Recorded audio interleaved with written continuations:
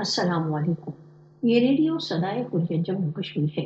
नसीमा खातून से मुख्य समाचार सुनिए। अयोध्या में राम मंदिर के लिए जमीन की खरीदारी में भ्रष्टाचार के आरोप खुलकर सामने आ रहे हैं।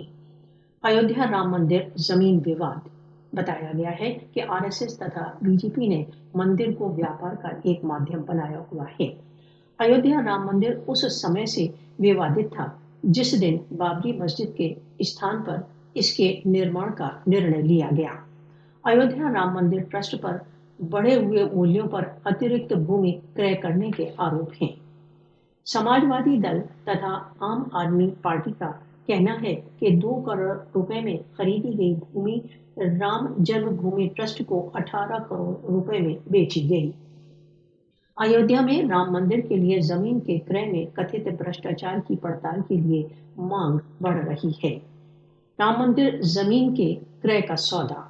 समाजवादी पार्टी तथा आम आदमी पार्टी सीबीआई द्वारा पड़ताल की अपील कर रही हैं।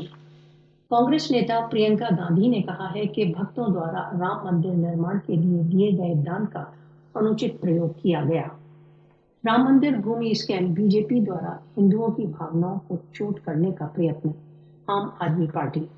बीजेपी द्वारा अयोध्या राम मंदिर के निर्माण में विलंब किया जा रहा है। आम आदमी पार्टी नेता संजय सिंह।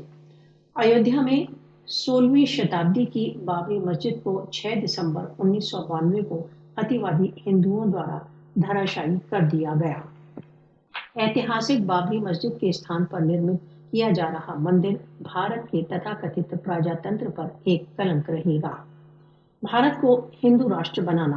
भारतीय जनता पार्टी शास्त्रों मस्जिदों को तोड़कर उसके स्थान पर मंदिर बनाना चाहती है।